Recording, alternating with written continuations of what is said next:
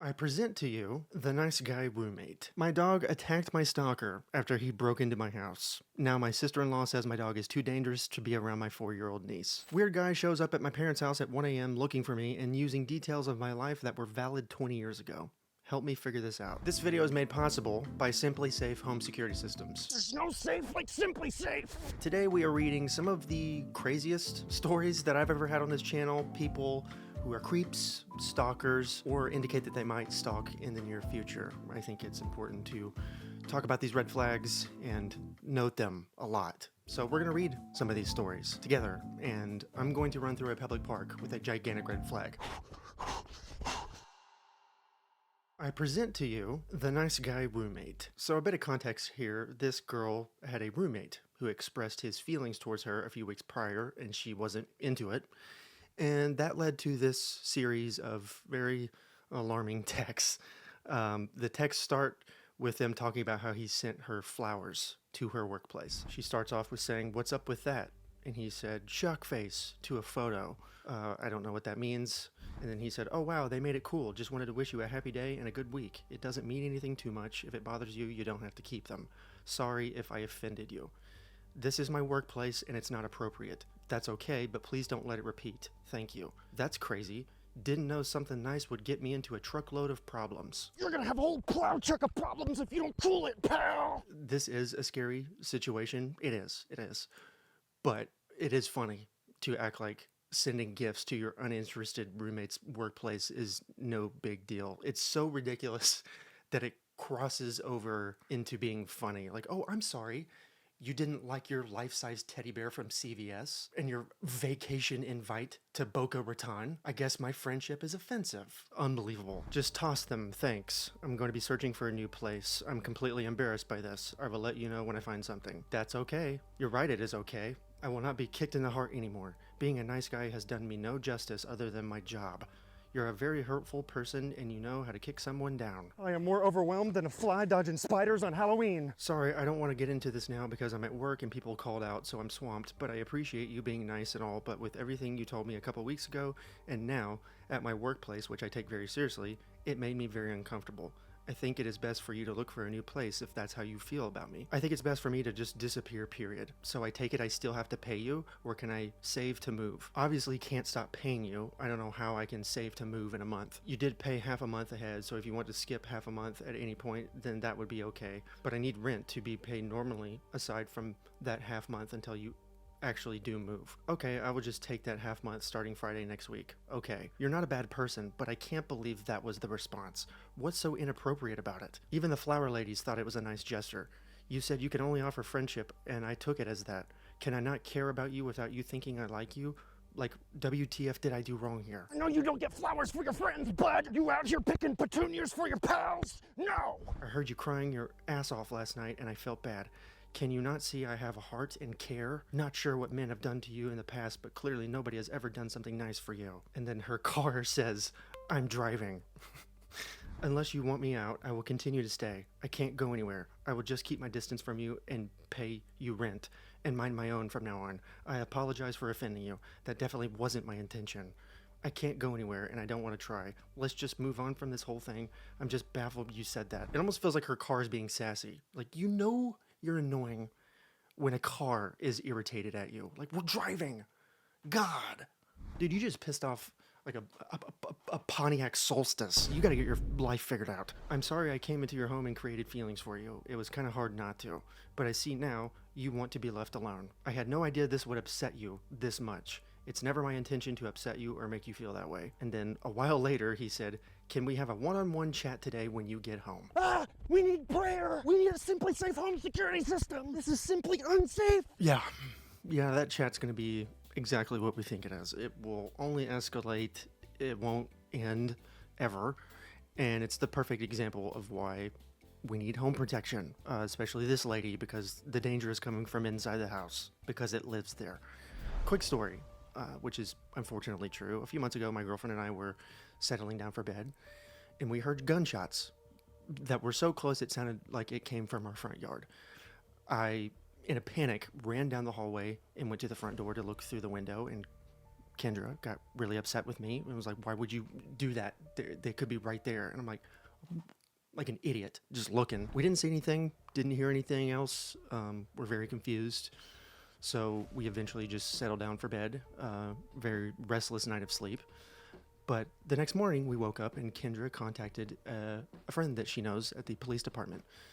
And they said there was a drive-by shooting at our next door neighbor's house. 2 men fired over 60 rounds of shots into our neighbor's house, all because our neighbor was not interested in dating one of them. Oh, pal! So they fired an AK-47 and a pistol all throughout her house, 10 feet away from my car. We immediately went to go get a Simply Safe home security system, and then now I am partnered with them. And is this video sponsored? Yes, but I'm serious about this. You gotta protect yourself from these creeps. And this thing, it makes us feel like we live with Secret Service. We have roommates now. We do. There's indoor cameras and outdoor cameras. There's motion sensors that can detect break-ins, fires, floods. There's a panic button. There's an app where you can control all the cameras and look at them. It's great. Oh, and there's this 24/7 lifeguard protection where agents can respond to the motion sensors within 5 seconds and call the cops. They can speak to the intruder through like the little indoor camera and threaten them. That'll make you feel your britches, right? It would make me feel mine. And they can give key details to the 911 responders so you don't have to. So if you want to beef up your home security game, Simply Safe let me give you folks 50% off your system, a free indoor security camera, and a free first month when you sign up for core monitoring. You can visit this little link. Visit simplysafe.com/poynter and customize your setup. There's no safe like Simply Safe. My dog attacked my stalker after he broke into my house. Now my sister-in-law says my dog is too dangerous to be around my 4-year-old niece. Yeah, a lot going on here. This is kind of a complicated story, but I'll just get into it. I used to be in this controlling, kind of abusive relationship. When I finally broke it off a year ago, my ex started showing up in places, trying to get me to take him back. Eventually, it developed into full-on stalking. He would show up at my work and started waiting outside of it after he was banned, leave notes on my car when I was at the grocery store, leave all kinds of flowers outside my house, and then stick angry notes on my door after he saw me throw them in the trash, wrote me all kinds of weird, obsessive emails and letters. I've had to change my phone number 3 times. The behavior escalated over time and got scarier and more threatening. In one instance, he started a small fire in my driveway, but the police couldn't get enough evidence connecting him to it. It was after that instance I put cameras in my yard. I previously only had them pointing at the doors. Make different decisions. I was horrified to learn that the police couldn't do anything about any of this until my stalker actually was caught doing something illegal, like breaking into my house, at which point I might already be a goner. I decided I wasn't spending the rest of my life waiting for the other shoe to drop, so I got a handgun and a concealed carry permit, took some self-defense courses, and started doing strength training. Yeah, how does this not warrant a restraining order? I don't understand. Maybe some of you do. I don't. I mean, these cops have this poor woman training to be a Green Beret. This is unbelievable. I also looked into getting an attack dog, but after all the money I'd sunk into my other methods of protection, they were prohibitively expensive. So I went to my local animal shelter and got the scariest, meanest looking dog I could find. This is where Thor comes in. He's a 100-pound American bulldog, looks like he'd rip your throat out on sight, but is basically a gigantic teddy bear. He loves every person he's ever met, is incredibly sweet and gentle with my 4-year-old niece, enjoys other animals, and even loves the mailman. I kind of just accepted that he probably wouldn't do anything to protect me from my stalker, but it didn't matter that much because having such a huge dog made me so much more confident. I brought Thor everywhere I could and was working on getting him trained enough to be an emotional support animal so I could bring him inside places with me. I absolutely would not do this until he was trained well enough to not disrupt a regular service dog. Last month, I woke up in the middle of the night to Thor whining. I was groggy and thought he had to go to the bathroom, so I got out of bed and opened the door. At that point, my house alarm went off, and pretty soon after that, I was face to face with my stalker. There's so much soil in my pants I could grow crops. I started screaming and went to run for my gun, but before I could do anything though, Thor ran across the room in full attack mode. The memory is really blurry for me, but there was blood all over my living room, and I remember my stalker was eventually able to escape, at which point Thor chased him outside and then came back to me. When the police showed up, they said Thor was a hero who'd probably saved my life. I don't want to list what they found in my stalker's car after they caught him, and I'm shaking a little as I type this, but I'm sure he was going to bring me somewhere and unalive me. It looks like he's going to prison for a long time, though, so my nightmare is over. You're almost on Dateline. I'm so glad I'm hearing about this on Reddit and not on Peacock. Pretty much everyone in my life thinks Thor is a hero, except my sister-in-law. She and my brother have a 4-year-old, the one I mentioned above, and she says she doesn't want Thor around her child anymore. She says since Thor has snapped in the past, he could do it again, so he's not safe to have around kids. We used to see each other a few times a week before she decided Thor was dangerous. The way she words this makes me really angry because Thor didn't snap. He saw a stranger break into his home, heard his owner scream in terror, and reacted to defend me, himself, and his house. Nothing about that screams dangerous around children to me, unless my niece is also going to break into my house and threaten me. What about the guy that went nuts and broke into your family member's house? You're focusing on the wrong snap, sister. Can you imagine just a little, boss baby running around the house? I'm coming to take your stuff. In just a little baby robber suit. Oh, man. Somebody make that a movie. This is also a very emotional issue for me because Thor isn't just a dog to me.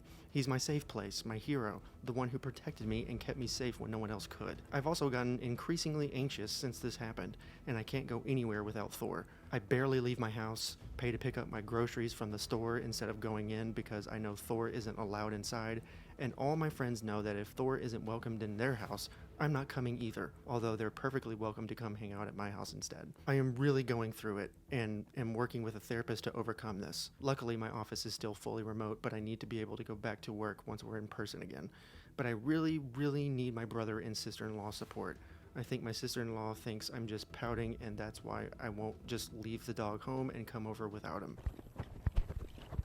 I don't know how to explain to them that the fear hasn't stopped just because my stalker is in jail.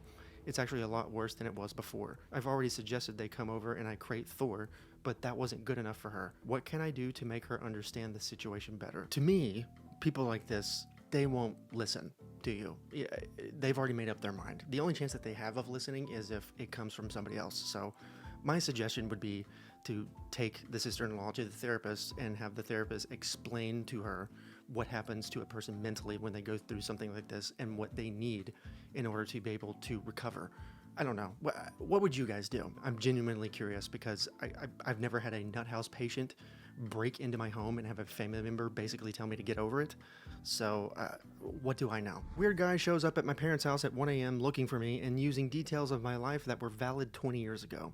Help me figure this out. This happened 3 nights ago, and I am going crazy trying to figure it out. I just moved into a new apartment 1 month ago, and I am still unpacking and settling in. I have been using my parents' address as my mailing address, who live in a few towns over, 20 minutes away, all of my life. 3 nights ago, my parents call me at 2 a.m. freaked out and proceed to tell me this story. Apparently, at 1 a.m., someone starts banging on their front door and repeatedly ringing their doorbell. My stepdad walks downstairs and opens the door, leaving the front glass door closed and locked. There was a man standing outside who looked to be in his 30s, with a black hood on, with the hood pulled up around his face. He didn't have any distinguishing facial features, facial hair, or tattoos. The only thing my stepdad said was that he looked to be Hispanic. Neither my stepdad or my mother, who was watching the whole thing out of a window, recognized the man. The man says, "I'm so sorry to bother you, but I'm looking for my..." enter full name. My stepdad plays dumb and says, "Who?" The man proceeds to state my full name again and says that my boyfriend is worried because I didn't come home that night. He claims to be a friend of my boyfriend and tells my stepdad that they are both out looking for me, worried because I didn't show up at home. Run into the danger zone! I don't have a boyfriend. I live by myself with my 3 dogs and haven't been in a relationship in the past 5 to 6 months. Here's the weird part. My stepdad asked the guy what boyfriend he was talking about, and the man tells him the name of the boyfriend I had when I was in 10th grade, nearly 20 years ago. My boyfriend in 10th grade has a very, very unique Italian name. I've never met anyone with a full name even close to his. He says my high school boyfriend's name a few more times to ensure my stepdad heard him and repeats that they are very worried about me. Is my stepdad sure I'm not inside? At this point, my stepdad is weirded out and closes and locks the door in his face. The man does not leave. He lingers in front of my parents' house for the next 10 minutes, smoking cigarettes and talking on the phone. Finally, my parents call the cops. About 5 minutes before the cops arrive, the man walks down to the dead end of their block and drives away in a silver car. Stepdad was unable to get the license plate. My parents file a police report and nothing else happens. Witness protection with my whole family. Move to a sandals resort in Jamaica. That's what I would do because I am a coward. I only have time for peace. After I hear this story, I am going nuts over the weird details. How would someone know who I dated nearly 20 years ago, and what would the motive be of making up a story that included that weird detail about my past? I have not had contact with the 10th grade boyfriend in over a decade. Yesterday, I decided to message him on Facebook to see if he has any insight. I tell him the whole story, and he's just as confused as I am and claims to have no part in it. You stand on a dirt pile of deception! I am at a loss. I am also really freaked out that some strange man is going through that much trouble at 1 a.m. to look for me. Any insights or ideas would be greatly appreciated. No, nothing else weird has happened since then. Okay, now, this is where it gets really odd and quite frankly spooky. There are a series of updates here. The first one is dispelling theories that commenters had, so I'll just cliff note it because it's quite long. My stepsister and her fiance were at a house party right after the holidays, around early January of this year. While they were there, they started talking to a girl that neither of them knew. After some time talking together, the girl started talking about her ex-boyfriend and how they were going through a really rough time together. They had just recently broken up, and she felt really bad because he was a wreck over it. Somehow, it came up that this girl's ex-boyfriend was my 10th grade boyfriend, the one with the really unique Italian name.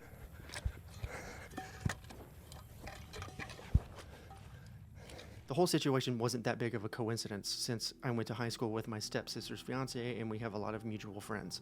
So it makes sense that they were at a party that would include some people I went to high school with. As soon as my stepsister and her fiance hear this, they both start freaking out, and without revealing too many details, they tell the girl about the whole mystery and how weird it was. As they are telling the story, the girl's face starts to go white, and she looks like she's about to cry. My stepsister and her fiance try to console her and ask her what's wrong. The wine/beer had been flowing at this point, so I'm sure everyone was a little tipsy. The girl starts to tell them that a few nights ago she was sleeping and someone started banging on her door. Get this, at 1 a.m. Just like what happened to me at my parents'. I am more overwhelmed than a toucan in a forest full of Fruit Loops. The girl jumps out of bed and says she was absolutely terrified by how loud and aggressive someone was banging on her door. She said she literally thought it was going to break in. The girl has a Ring camera, so she looks on her phone. There on the camera is a guy in a black hoodie banging on her door. I'm gonna puke. I'm gonna puke. She obviously pretends like she isn't home and keeps all the lights off. He continues banging. As she is getting ready to dial 911, the guy stops and leaves. She said she was absolutely terrified. For whatever reason, she didn't end up calling the cops, but may have went to stay with a friend that night or the night after. I'd question her reasoning for not calling the cops, but I cannot talk because I know I'd be locked in the bathroom frozen, just surrounded by a piss lagoon. My stepsister and fiance asked if she has any idea who the guy is, and she said no, but that it is definitely not the actual ex-boyfriend. This mystery is still unsolved, and these new details honestly just make my head spin even more.